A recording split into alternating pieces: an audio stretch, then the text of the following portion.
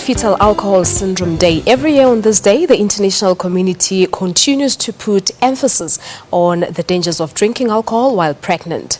Children born with this condition have a number of irreversible birth defects that prevent proper development.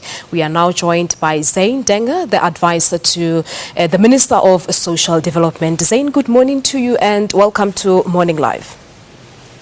Good morning. Good to be on the show. Thank you so much for your time. Now, the Foundation of National Research says around 3 million South Africans are severely affected by this condition. Are these numbers what you have as well?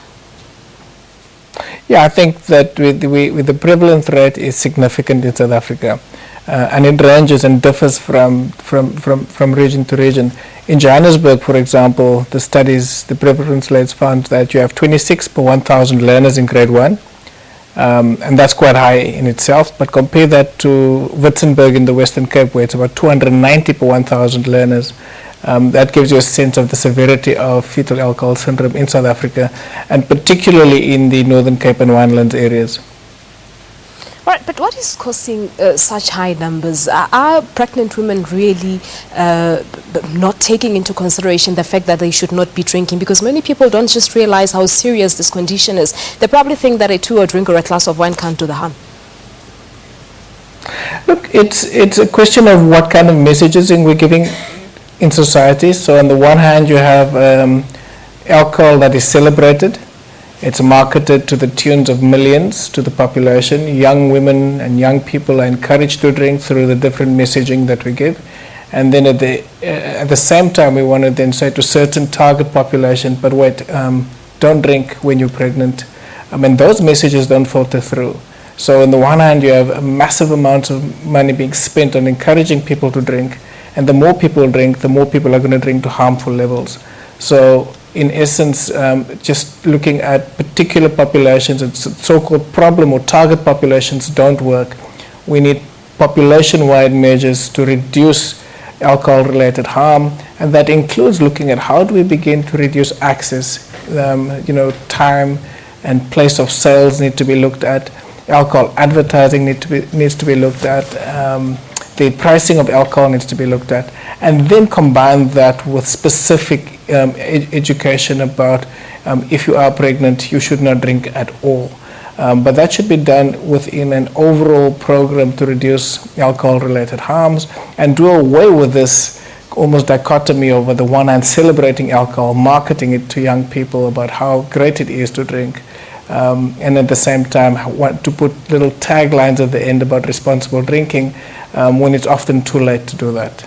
All right. And we do know that World Fetal Alcohol Syndrome Day is also targeted at reducing and bringing this FAS-related births to zero by the year 2030. Would you really say that South Africa will be able to achieve this?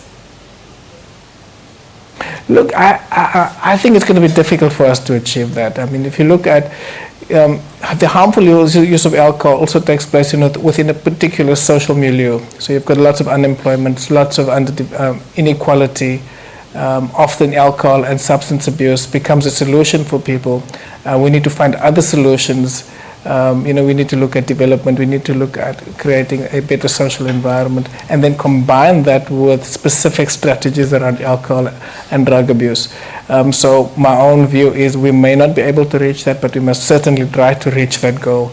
And doing that through the population-wide policy measures that the Interministerial Committee on Alcohol and Substance Abuse has recommended. I think the advertising ban on alcohol is one of those. The zero tolerance on drink driving, limiting the time and place of sales. These are all measures that in combination with public education will get us there. There's no silver bullet.